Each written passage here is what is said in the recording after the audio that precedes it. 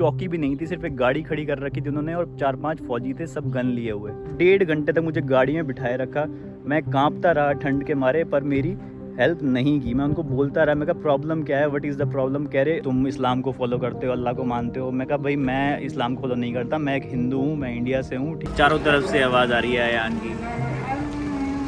गंदे कपड़े भी थे, जुराब के अंदर तक उन्होंने सारा चेक। कुछ सवालों बाद ना उसका जिक्र आता है, मेरे को बोलता है कि are you ready to be converted into Islam. अजीब फीलिंग लगती है, अकेला हिंदू जिसको अभी बोला गया था धर्म परिवर्तन करने के लिए।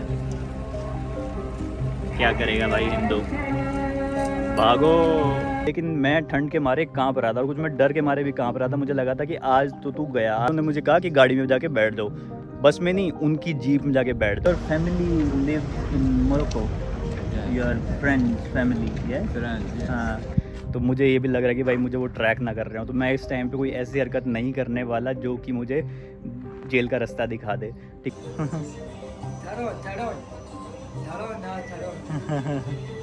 मैं और ज़्यादा डर गया। मैं कहा यहाँ पे तो भाई पहले फ़ौजी मेरा दिमाग खा रहे हैं, फ़ौजी मुझे इंटेरोगेट कर रहे हैं, उसके बाद यहाँ के लोग मेरा धर्म परिवर्तन कराने पे तुले हुए हैं। ठीक है, इतना सेंसिटिव एरिया है, मैं करूँ तो करूँ क्या। तो यहाँ ना शहर के बाहर ही एक बहुत बड़ा बस स्टेशन बना हुआ है। अभी यहाँ पे आया हूँ मैं, देखता हूँ कोई बस मिल जाए।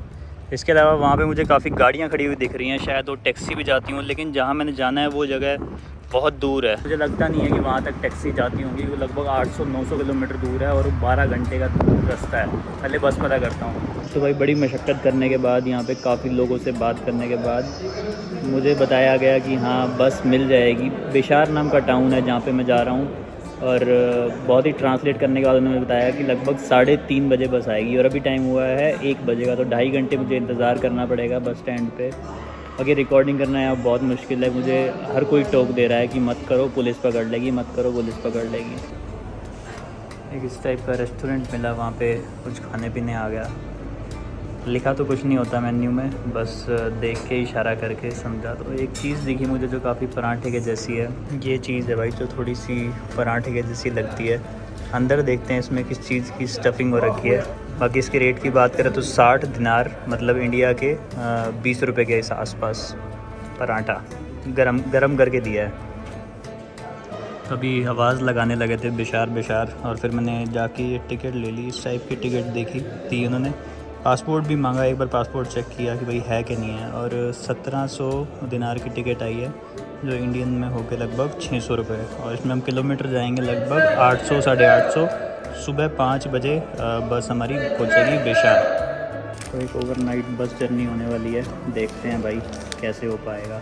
इतने ख़तरनाक देश में एक रात भर बस में अनजान लोगों के साथ, पता नहीं, देखते हैं। तो भाई 3:30 का टाइम बोला हुआ था, 5 बज गए, अभी तक बस का नामो निशान नहीं है। अब कहीं थोड़ा बहुत बोलने लगे बेशार, तो मैं निकल के बाहर आया हूँ, लेकिन अभी भी मुझे पता नहीं है कौन सी बस है मेरी।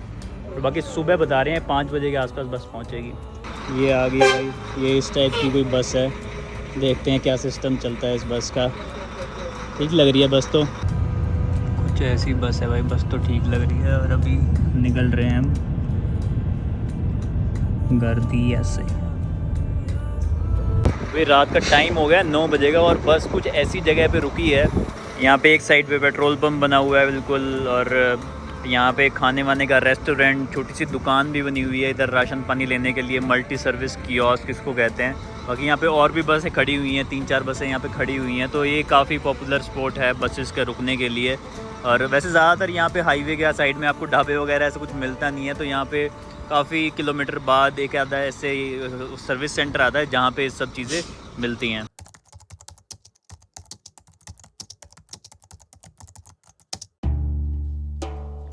जान बची सो लाख हो पाए, भर लौट के बुद्धू घर नहीं आए। अभी भी हूँ मैं अल्जीरिया में ही, लेकिन भाई अभी तक की मेरी जो रात बीती है ना, अब अगला दिन शुरू हो गया, लेकिन जो मेरी पिछली रात बीती है, मैं नहीं चाहूँगा कि मेरे दुश्मनों को भी ऐसा कोई दिन देखना पड़े या ऐसी कोई रात देखनी पड़े।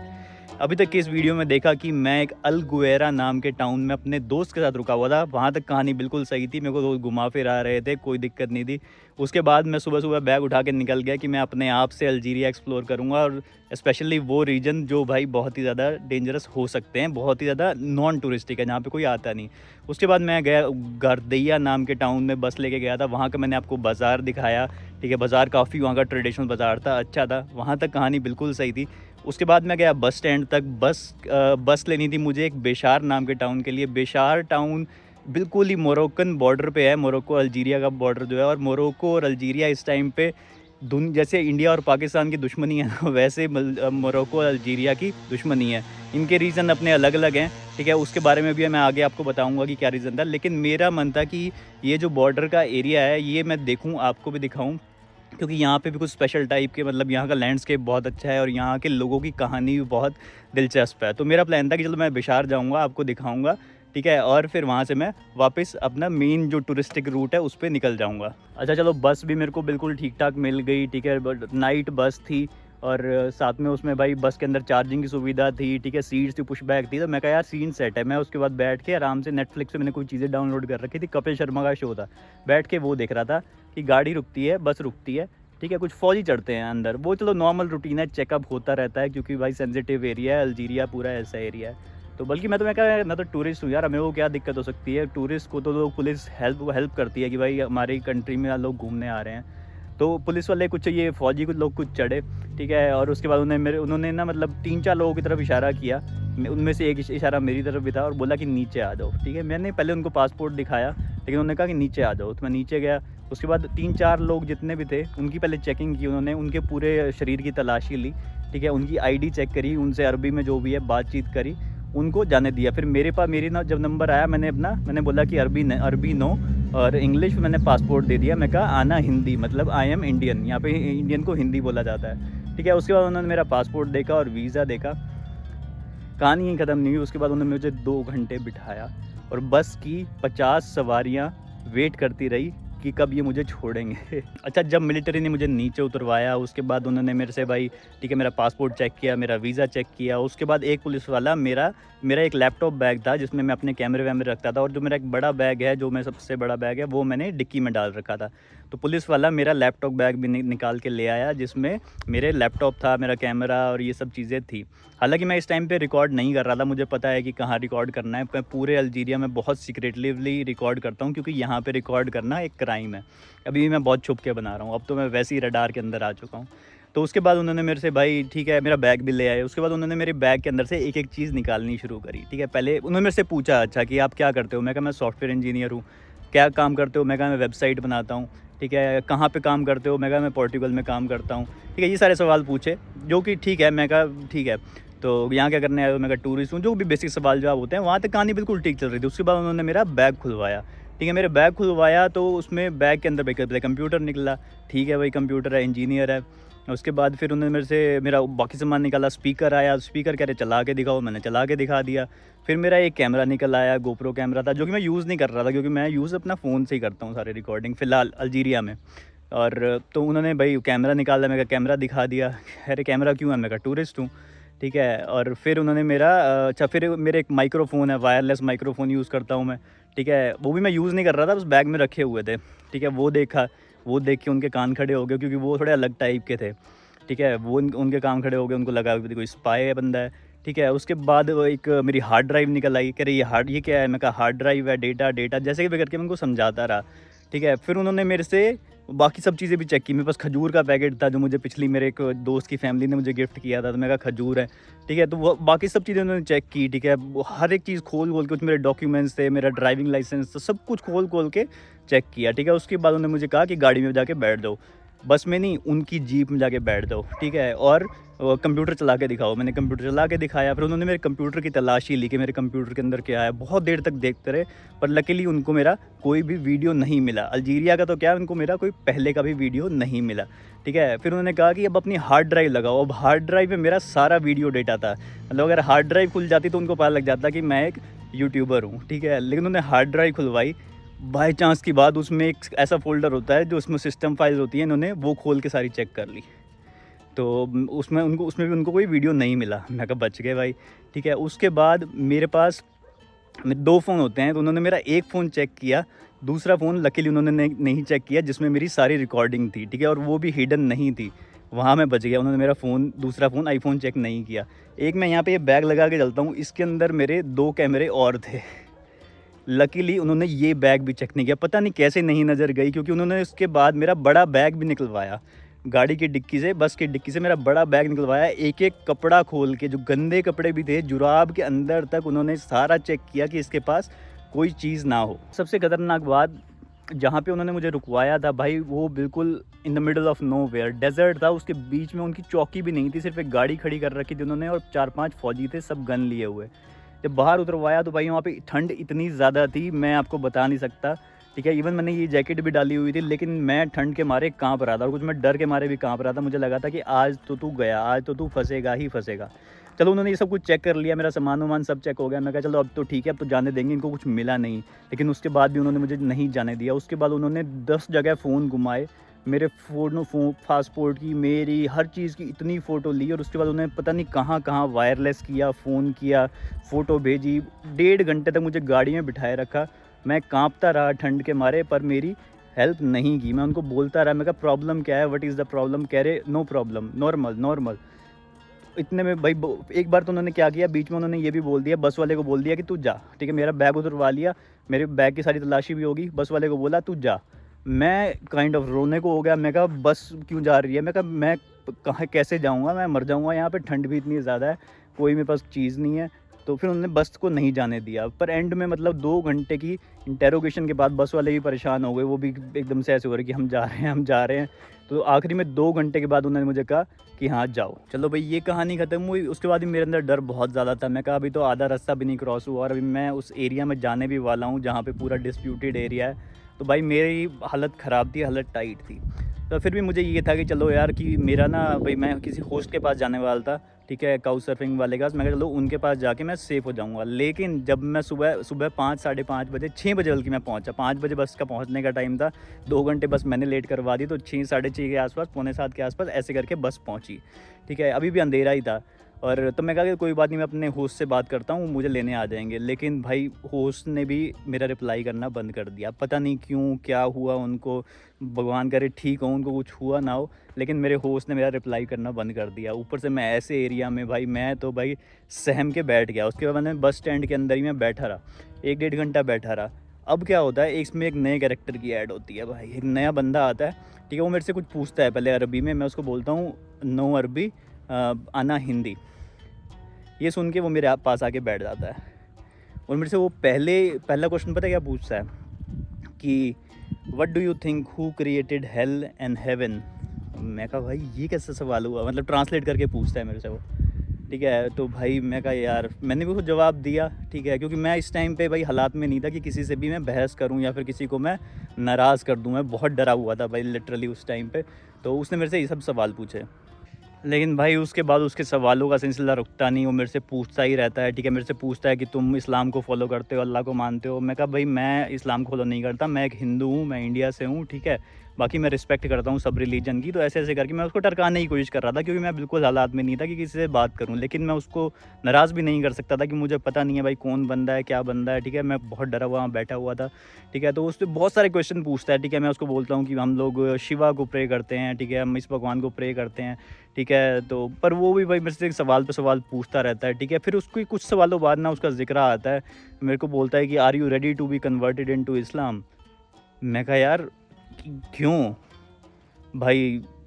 फिर मेरे को बताने लग जाता है कि हमारे इसमें ये मानते हैं, हमारे रिलीजन में ये मानते हैं, वो मानते हैं। मैं कहा ठीक है, तुम्हारे रिलीजन में जो भी मानते हैं, ठीक है। मैं कहा हेल एंड हेवन हमारे में भी होता है, ठीक है। थोड़ी बहुत मैंने भी हल्की बहुत डिस्कशन करी, क्योंकि मैं उसको भी टरकाना ही जा रहा था, लेकिन भाई वो टरक ही नहीं रहा था, वो मेरे से बात किए ही जा रहा था। चलो मैं करता रहा। फिर उसका थोड़ी देर में फिर आ गया भाई।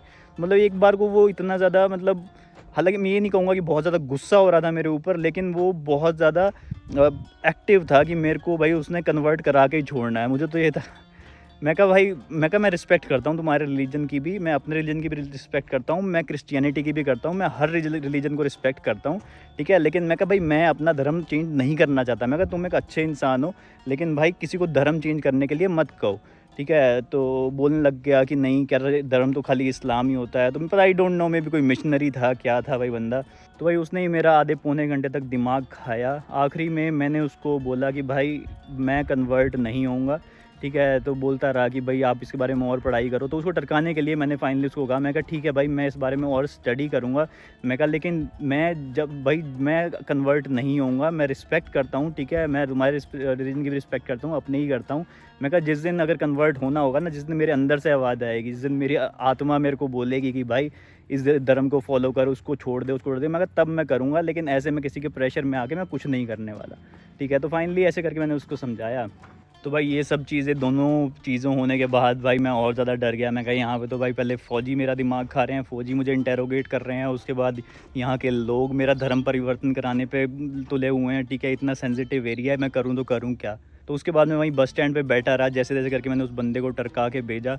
उसके बाद मैं सोचा कि ये भाई शायद ये जगह मेरे लिए ठीक नहीं है, मुझे ये जगह छोड़ देनी चाहिए। तो इससे नेक्स्ट सिटी में जिसमें मुझे जाना था, उसका नाम था ओरान। ओरान फिर भी एक थोड़ी पॉपुलर सिटी है, थोड़ी टूरिस्टिक सिटी है, बड़ी सिटी है, सेकंड बिगेस्ट सिटी है पूरे अल्जीयर्स की। और ओरान को माना जाता है कि वो city of open minded people है। तो मुझे लगा कि वहाँ मेरे लिए सेफ़ होगा। तो वहाँ की मैं बस देखने लगा, वहीं बस स्टैंड पे बैठे बैठे। लेकिन वहाँ की सब बसें रात की थी। तो भाई अब मैं कहा यार अब ये पूरा दिन कैसे काटूँ। मैंने फ़्लाइट्स चेक की, फ़्लाइट भी नहीं थी, ट्रेन यहाँ से जाती नहीं है। तो मैं कहा भाई अब सीन किया जाए तो क्या किया जाए। तो उसके बाद मैंने फिर कुछ लोकल काउच सर्फिंग लोगों से हेल्प मांगी, ठीक है। मैंने 5-6 यहाँ पे लोग दिखा रहा था, क्योंकि यहाँ पे लोग हैं नहीं काउच सर्फिंग पे। मैंने उनको रिक्वेस्ट भेजी, मैंने उनको पूरी कहानी बताई कि मैं बहुत डरा हुआ हूँ, मुझे यहाँ पे हेल्प चाहिए। तो उनमें से 2 लोगों की मेरे पास जवाब आया, जिसमें से एक बंदा जिसका नाम था फ़ारूक, उसने मेरे को बोला कि मैं अभी अपनी दुकान पे हूँ, मैं आपको लेने तो नहीं आ सकता, लेकिन मैं आपको अपनी लोकेशन भेज देता हूँ, आप मेरे पास आ जाओ, आप यहाँ पे सेफ़ हो जाओगे। तो उसके बाद मैं उस भाई से मिलने पहुँचा हूँ। तो ये यहाँ का बस स्टैंड है, बेशार का बस स्टैंड। अभी मैं यहाँ से निकल रहा हूँ कि थोड़ा सा सेफ़ प्लेस पे जाके कहीं बैठ सकूँ। और ये कुछ दोरतोयर होते हैं, दोरतोयर यहाँ पे रुकने की जगह होती है, मतलब हॉस्टल टाइप से होते हैं, लेकिन इनमें बहुत ख़राब क्वालिटी होती है, तो बहुत ज़्यादा सेफ़ नहीं है इंटरनेशनल टूरिस्ट के लिए। तो अभी मैं बस स्टैंड के पास ही एक मुझे इस टाइप का कोई कैफ़े मिला, जहाँ पे बैठ के मैं ये क्रोसों खा रहा हूँ, और साथ में मैंने एक ब्लैक कॉफ़ी ले लिया है। तो यहाँ पे मैं बुरी तरीके से फंसा हुआ था, कोई जान पहचान का बंदा नहीं था। तो उसके बाद मुझे एक भाई मिले काउच सर्फिंग के थ्रू, जिन्होंने मुझे थोड़ी देर के लिए अपने पास बुला लिया ताकि मुझे कोई जानने वाला हो।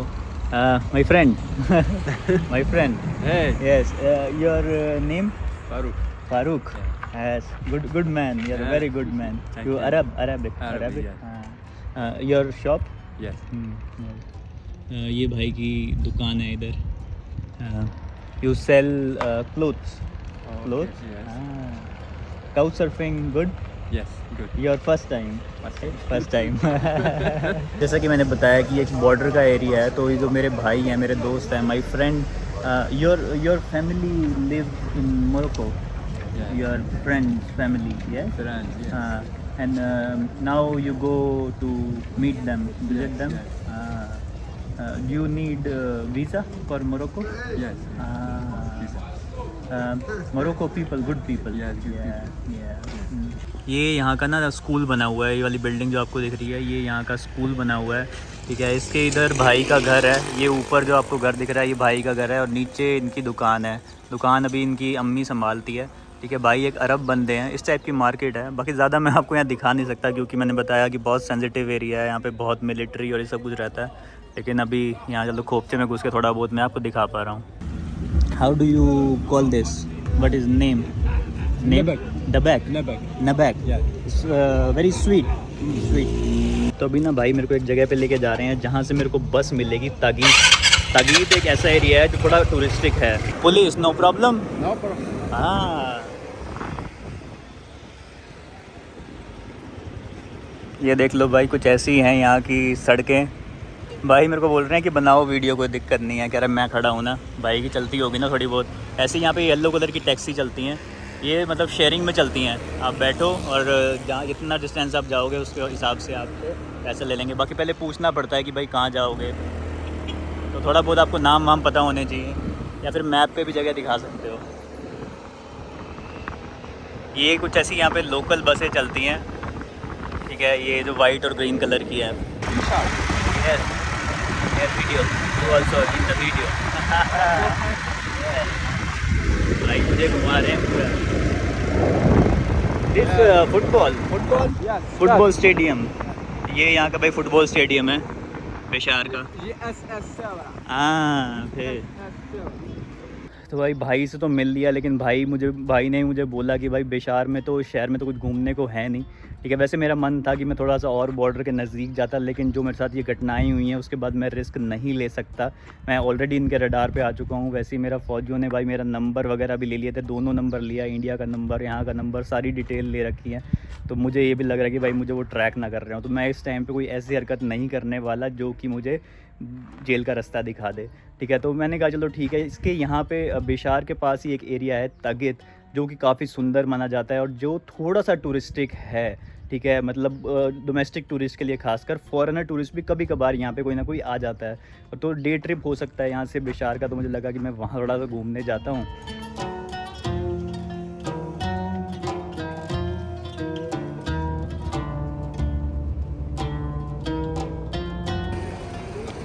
तो ये अभी बस लेके मैं पहुंचा हूँ. ये तगीत टाउन का सिटी सेंटर है. इस टाइप से ये बस भी यहीं पे रुकती है और यहाँ पे छोटी छोटी मार्केट भी बनी हुई है. तो अभी मैं थोड़ा आपको तगीत का टाउन दिखाता हूँ. ये थोड़ा सा टूरिस्टिक है, तो यहाँ पे थोड़ा बहुत मैं कैमरा बाहर निकाल सकता हूँ क्योंकि यहाँ पे मुझे कुछ फॉरेनर्स भी दिखाई दे रहे हैं. ये यहाँ पे ऐसा कोई छोटा सा बाज़ार लगा हुआ है जहाँ पे कुछ दुकानें हैं. जैसे ये देखो, यहाँ पे कुछ सामान बिक रहा है. उधर भी कुछ सब्जियाँ वगैरह बेच रही हैं लोकल लोग. गाड़ियाँ देख लो भाई, यहाँ कौन सी सदी पुराने ज़माने की चलती हैं. मैंने आपको पिछले भी कुछ वीडियोस में बताया कि यहाँ पे गाड़ियाँ बहुत ही महंगी मिलती हैं. ये देखो, यहाँ पे छोटे छोटे ऐसे कैफ़े मिलेंगे, ऐसे ऐसे बोर्ड लगा होगा. ये एक प्रॉपर कैफ़े है, यहाँ का लोकल स्टाइल का कैफ़े. तो तागित ना बेसिकली एक कसार है. कसार वो होता है, मतलब एक टाउन होता है जो कि फोर्टिफाइड होता है. लेकिन ऐसे आपको टाउन यहाँ पे बहुत कम मिलेंगे. ओएसिस तो यहाँ पे बहुत मिलेंगे. कसार भी, ये वाला जो गांव है तागित, ये भी एक ओएसिस है. ओएसिस वो होता है जो आपको पूरे चारों तरफ आपको रेगिस्तान मिलेगा और रेगिस्तान के बीच में एक ऐसी जगह मिलेगी जहाँ पे पानी का सोर्स है.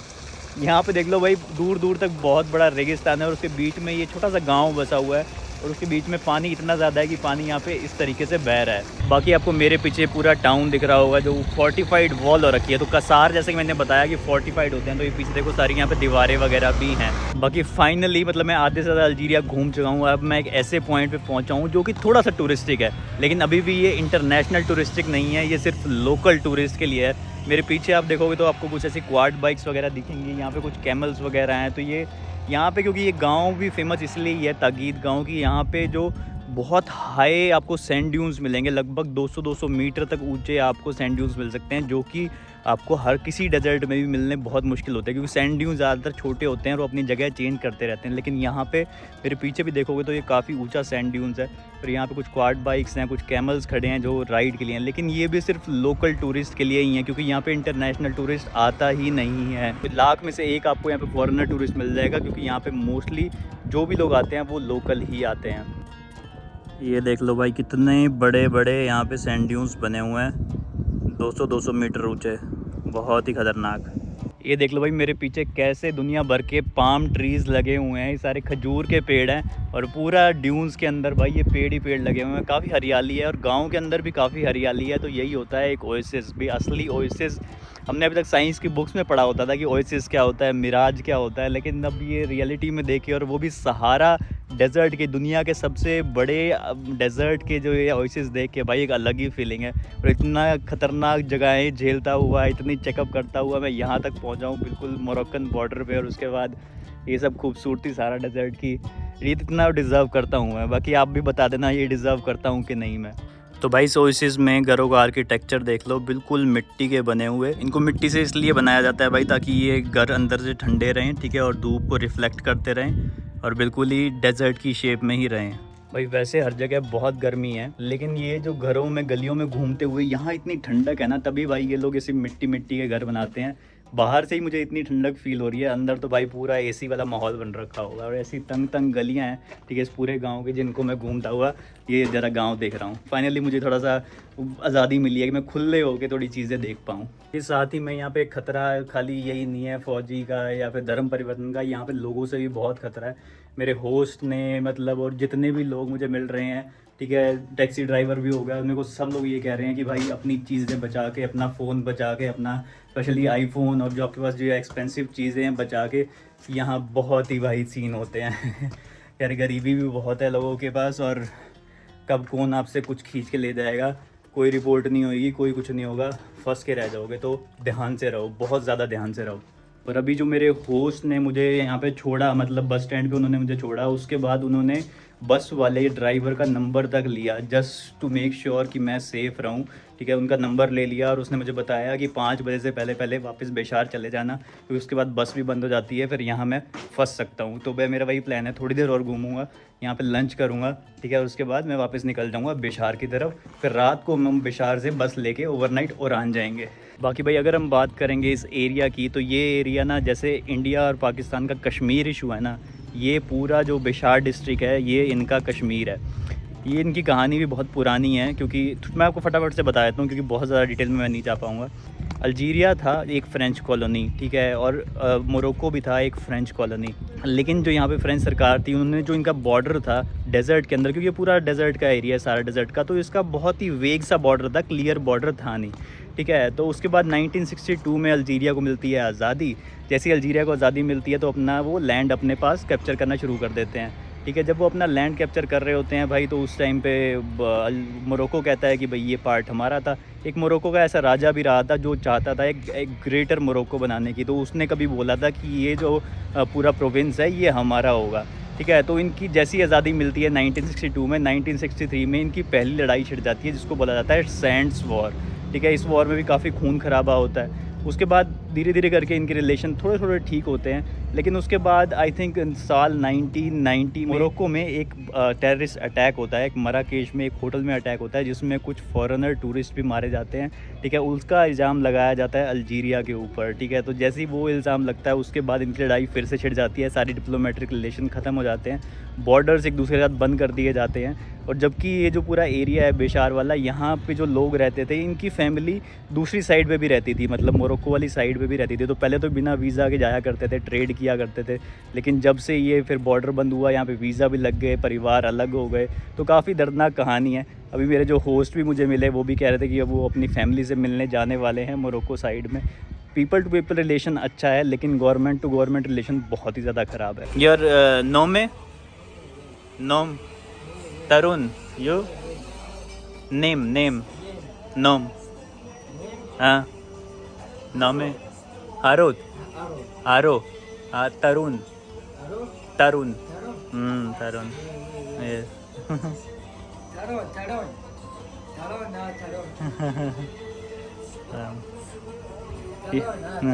यार नोम नेम नोम तरुण नोम ज़यान। तो अभी एक लोकल यहाँ पे अल्जीरियन रेस्टोरेंट है, बिल्कुल इस टाइप की सेटिंग बनी हुई है लोकल स्टाइल में इसमें बैठने की। और यहाँ पे मैंने ऑर्डर किया है, यहाँ की एक लोकल डिश होती है, इसको बोलते हैं खुसखुस।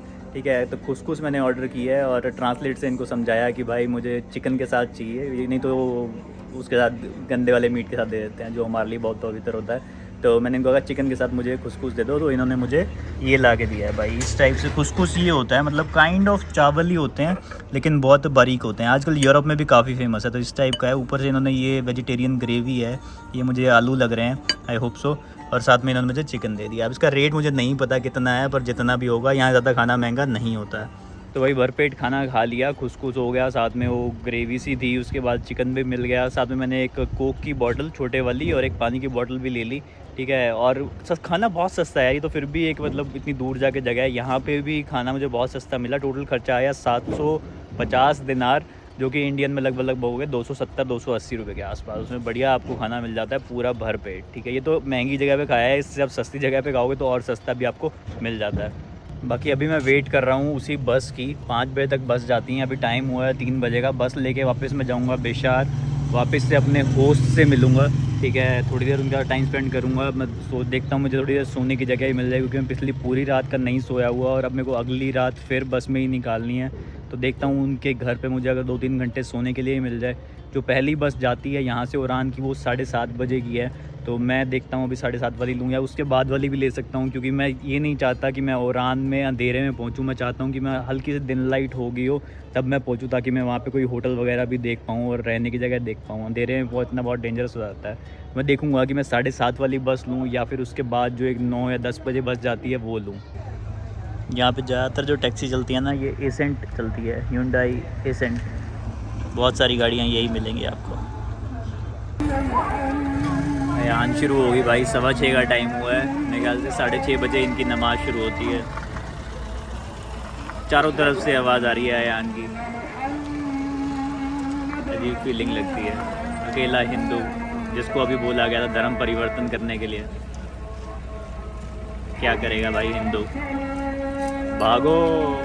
तो भाई वापस आ गया था मैं अपने होस्ट के पास तागीद घूम के, और अभी नमाज का टाइम शुरू हो गया तो भाई चला गया कि अपनी उसने दुकान भी बढ़ा दी है। देखो दुकान को लॉक लगा दिया ऐसे करके, और मुझे बोल रहा था कि भाई चलो मैं नमाज़ पढ़ के आता हूँ, फिर मैं आपको बस स्टैंड छोड़ दूँगा। ठीक है भाई।